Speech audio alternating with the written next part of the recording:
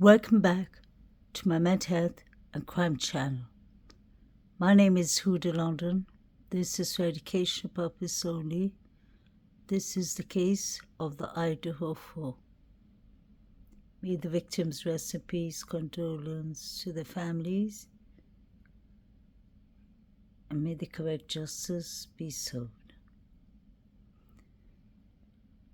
Like you all know, this is the inside of 1122 Kings Road.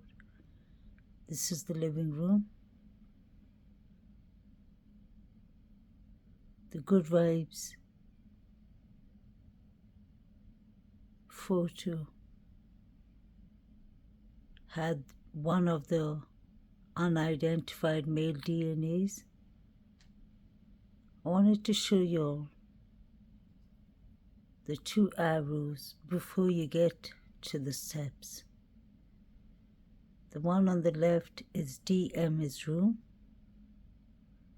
and opposite is towards the kitchen and sliding door. Is DM trying to say that Brian Christopher Koberger allegedly did not see her? Look at how narrow the pathway or the hallway is. It is really narrow. They would have seen each other, no matter how dark it was. They would have just felt the air they both breathe in.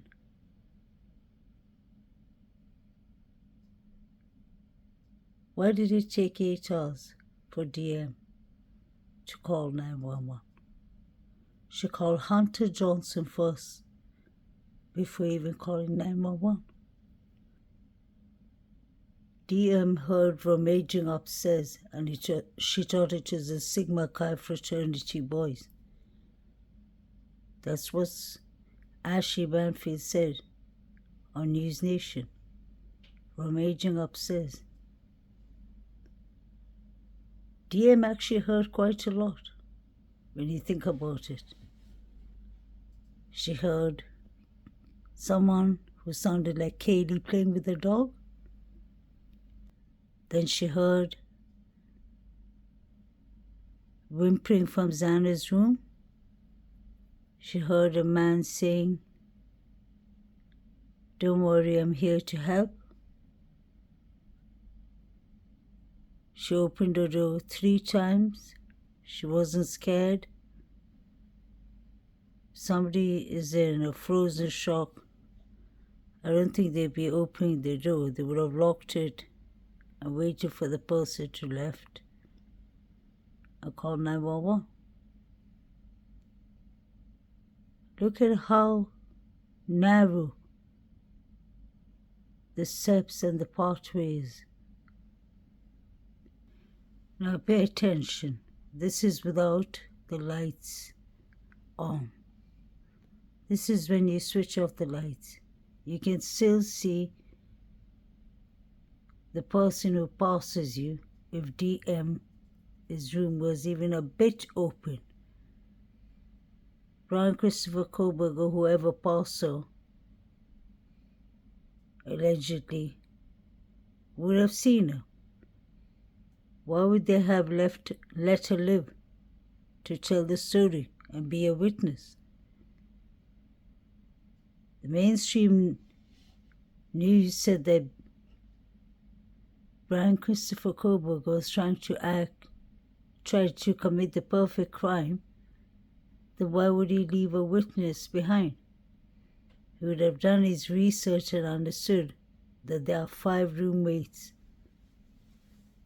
and that Ethan used to sleep over. He would have known that. So even if the lights were off, you would have seen DM. DM and Xana's room is not far away from each other. DM would have heard everything. That's why I wonder if it was an inside job. Allegedly. If the surviving roommates knew that something was going on and they were told to stay in their rooms, allegedly. This was in the beginning of the case on Grizzly True Crime's channel. Like and share and subscribe to Grizzly True Crime. If you read on the right hand side upstairs, it says, "This is so hard to watch. Eaton texted my son at 2 a.m. and he's almost positive they were still at the Sigma Chi at that time. Based on what the next said, that wouldn't put them at the house until at least 2:10 to 2:15. My son called the tip line and reported this days ago, but they're still saying they think Eaton and Xana were at the house at 1:45. Frustrating. So Xana and Eaton wouldn't have been home till 2:10, 2:15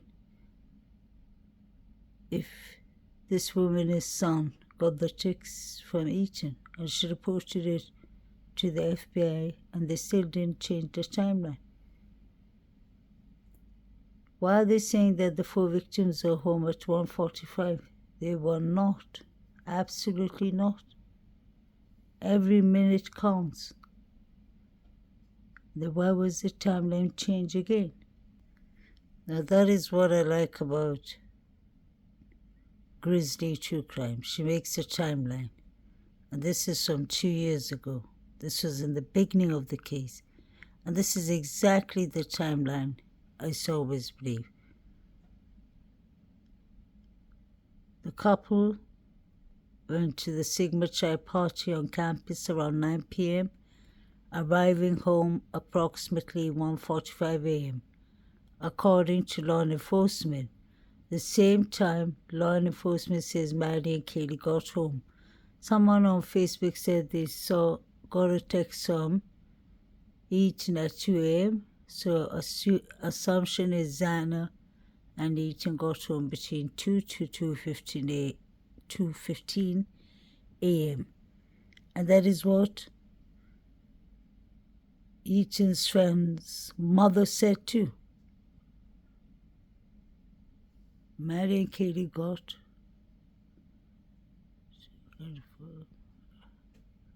they arrived. Sorry guys, they arrived. Mary and Katie arrived home at 1:56, but the police were still insisting that they arrived home at 1:45. So the timeline of the couple is wrong, and the timeline of Mary and Katie are wrong too. What is interesting is it says that they took the dog out to potty, and that was at 2:10 a.m. So if Maddie and Katie took the dog out to potty at 2:10 a.m., that makes sense. Did someone grab Maddie's coat? Did they take the dog to potty at Taylor Avenue? Were they on the way there? And then between 2:26 to 2:52 a.m., Maddie and Kaylee called Jack D 9 times or 10 times. And then we hear the female yelling, "Stop it, stop it, stop." And that is from the body cam of the police. Then we saw the 4 figures running. If you put all this timeline together, and then you have Eaton, his mother, saying that 2 a.m. is the hardest time for their family. Something happened to Eaton and Xana when they came from the party. between 2 to 2:15. That's what I always believed. And you can hear the crowd yelling, "Xana, Xana," at the grub truck. I remember this was on Facebook in the beginning. I have it on good authority. Cousin is a cop in a nearby town, but called in to help in Moscow once school started back up. Apparently, the investigation is looking directly at the Sigma Chi frat party Eaton and Xana attended from 8 to 9 p.m. that night. So if they were at the party between 8 to 9 p.m., where were they between 9 p.m. up to 10 past 2, quarter to 2 past 2?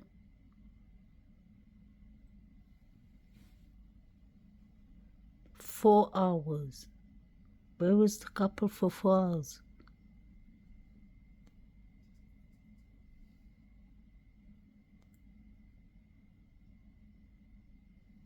There was no pictures seen of them, and they used to take a lot of pictures together with their friends. When did the fight happen, allegedly, with the Davids?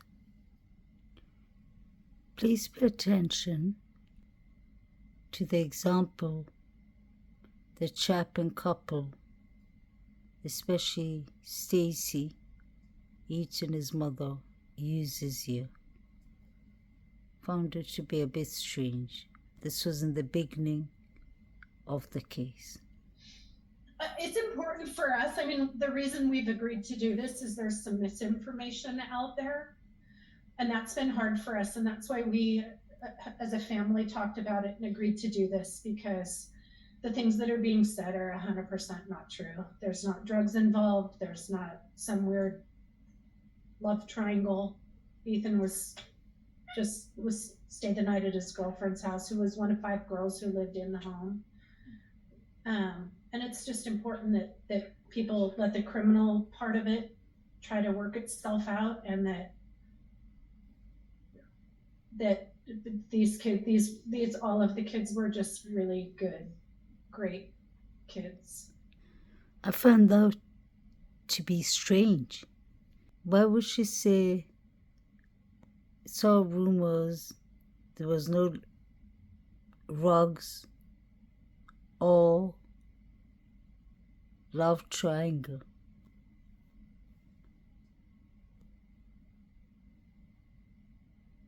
Let's not forget, they had 2 other children,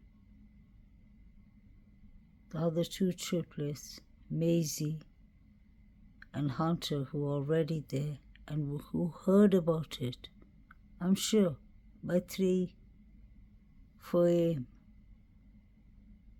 allegedly.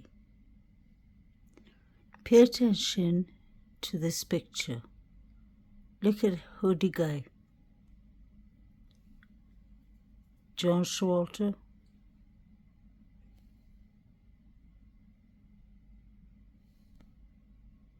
And look at who he's looking at behind. That's David Lott, standing there with his hands in his pocket.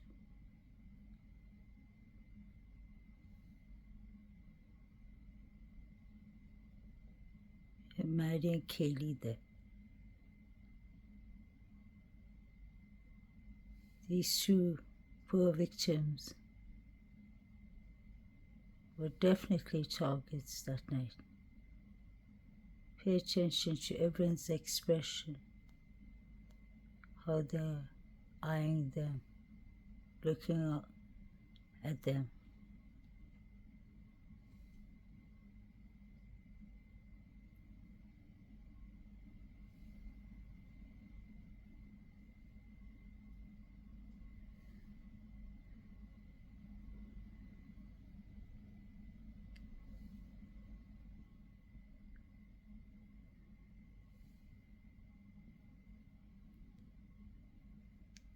I personally believe, and I've always believed from day one, and I've always said, that this was pre-planned.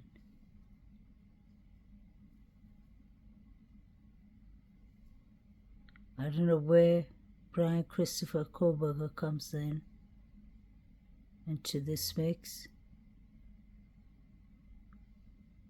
but these people standing behind David Lott and his group, the Sigma Chi Fraternity Boys, John, Jack, Roger, Schwarter,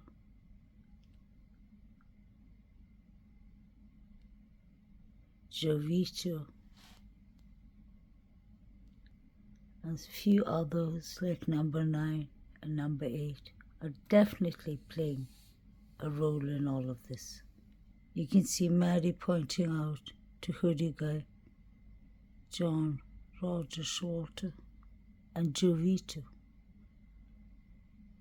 That's when she says, F you, mister. Apologize for my language. What was happening that night? Kaylee was on her phone the whole 10 or 12 minutes they were at the grub truck. She was trying to take pictures of herself and her surroundings.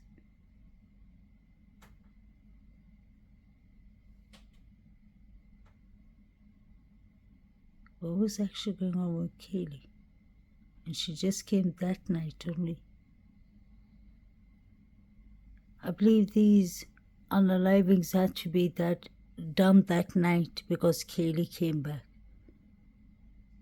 So Kaylee was definitely one of the main targets, and she got the most injuries.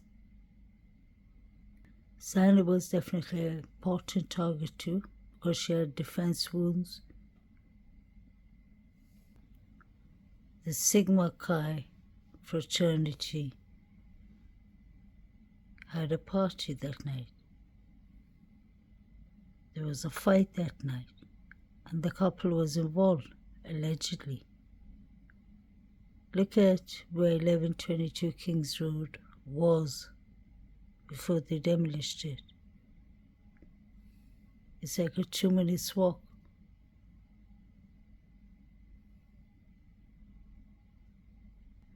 Like the 4chan said, Mr. Normus said, when the lights go off, they did it. 19 minutes on the whole. This house had a Wi-Fi, 1122 Kings Road. Why didn't it catch the Wi-Fi? Was everyone's phone switched off? But yes, the 4chan said that they're going to switch off their phones. Nobody's going to bring their phones along. They're going to pretend that they're on YouTube. They're on a live stream. They're going to leave their phones at home. We saw the figures running. Whoever went to that house knew how to come in and how to come out. The front door was left wide open. The tripod behind the house recorded somebody running, a woman with blonde hair running around, hysterical from the back door, and that was at 2 a.m.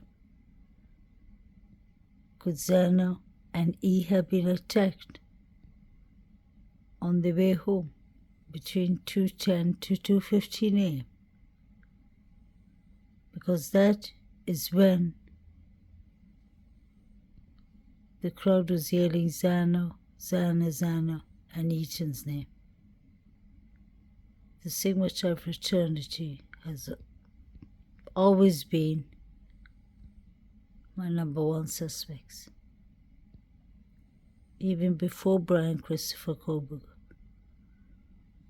Because of the 4 figures running, because of the 3 unidentified male DNAs, that all should qualify for lack of evidence. Then you have officers that are under internal investigation. There's the Brady Gigolo. offense or material.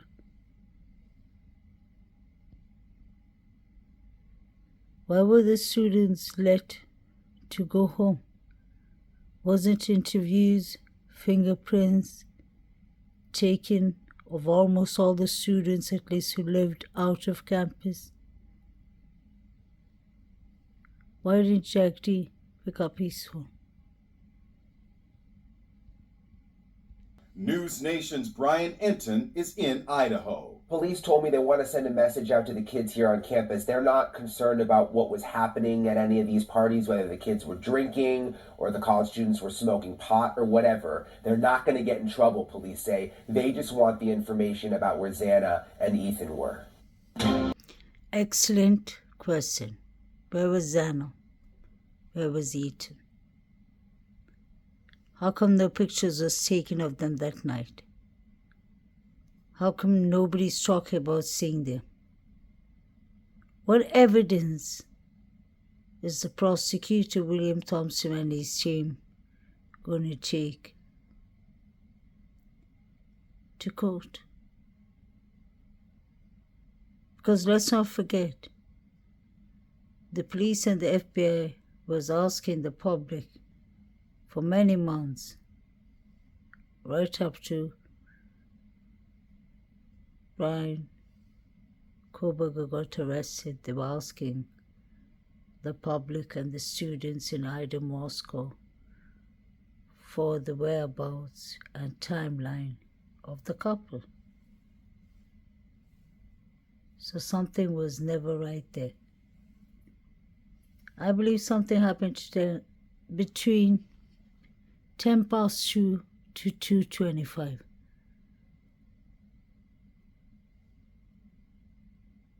We can say 2 to 2:30, allegedly. Nobody's seen them. But Ethan texted his friend, and his friend's mother told the FBI that, but still the timeline was never changed. And she was frustrated about that. I've always said these are two separate targets. The couple was targets from the Sigma Chi Fraternity, and the fight with the Davids, allegedly, Maddie and Kaylee had something to do with Jack D, allegedly, Showalter, allegedly, aka Hoodie Guy, Adam, allegedly, the Corner Club, maybe the Mad Creek, with the 4 figures running, came from this house. I showed you the pictures I was watching from the beginning. I showed you what they were doing at the grub truck.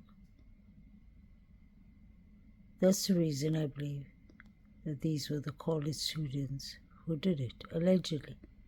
And someone inside the house was working with whoever was doing this.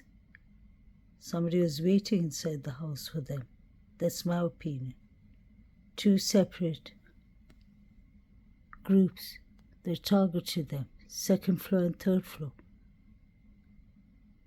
I don't believe there's any collateral damage. Somebody wanted to do it. They all decided to do it that night because Kaylee came that night and she was an important target for them.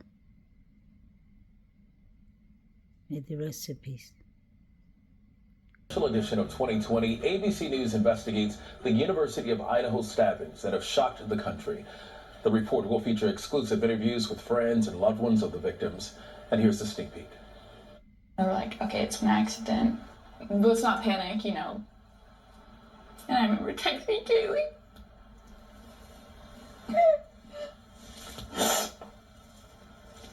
Seeing if she was okay.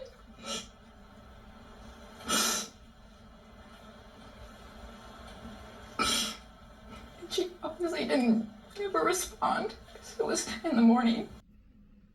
This is from ABC News, one of the interviews in the beginning. Kaylee's friend and Xana's friend. She said she called Kaylee. She said at the start, I thought, let's not panic. This could be an accident. What does she mean by this could be an accident? I remember Kaylee's mother said that somebody called her and said that Kaylee was shot in a party. That it was an accident.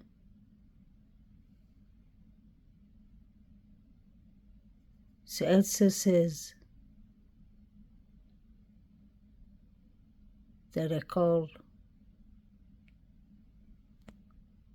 Kaylee, I texted her and I didn't get a reply. Texted her to see if everything was okay. And she didn't reply, and it was 10 a.m. in the morning. So everyone knew before 11:58, that's when the police were called and 911. Imagine that. Officer Payne with Xana Colorado. May she rest in peace.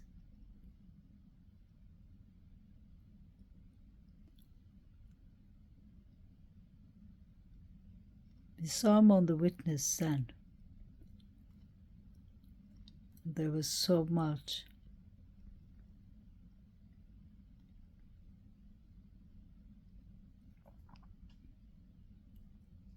Errors or lies.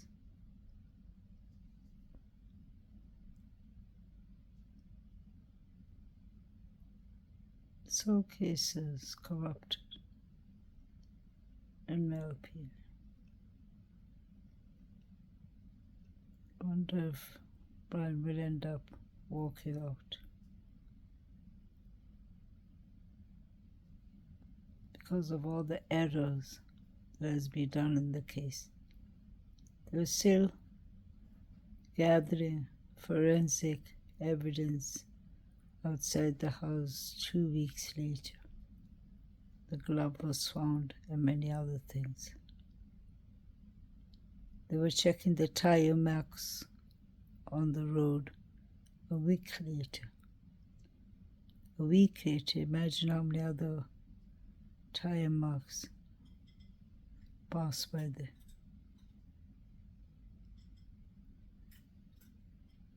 Payne knew this place well.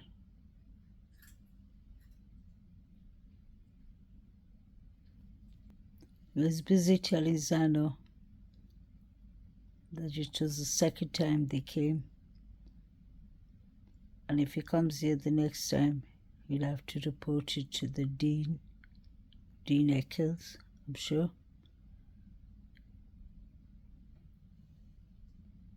Why didn't you do that? You could have saved lives.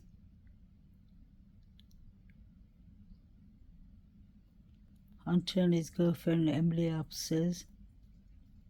I'm sure BF too. I mean, I understand you guys. You're coming here. I'm just going. Okay. Well, understand that you're responsible for the residents. Okay. So whoever else is here, if they have a safe way to get home, you need to kick them out. Okay. Or tell them to come inside and be quiet. Okay. Because the houses that are on this hill all the way around here, we can hear you from... The houses that are on this hill all the way around here, we can hear you from clear down the road when we were coming up here. We can hear the music. Okay. And that's... I'm so sorry. We're past the point of having polite conversations, okay? Because I'm the neighbors are being sorry. kept up, okay? I'm sorry. It's just like... Is the blonde gal and the guy up there, are they roommates too? Blonde gal and the guy up there, are they roommates too? I'm sorry, what? The blonde gal and the guy that's upstairs, are they roommates too? None of my roommates are home. I'm Oh, okay. only one home. These are all my friends. Okay. So, do you understand 100% I understand. what's going to happen? I'm just going to tell everyone, get the... Sorry. Okay. Get the... Or... Figure it out. And I'm not saying that you got to tell everybody they have to leave, but I'm telling you, any outside music, any loud yelling needs to be done. Okay. Because we're not... Next time, you're getting a ticket. Okay. Okay? And if you get a misdemeanor citation, the university is not going to take kindly to it. Yeah. So not only do you have to go see a judge... I've never had to deal with this ever. Yep.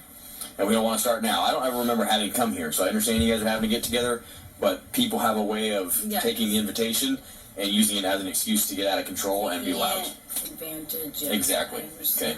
I'm so sorry. It's okay. I just hope for your sake that your friends don't put you in a position where you get the citation and you have to go to court to defend yourself from your friend's behavior. Make sense? Okay, thank you so much. You want to get a good phone number for her? Yep. And just remember, the Dean of Students Office probably will be contacting you about this as well. About student code of conduct issues. Yes, I have.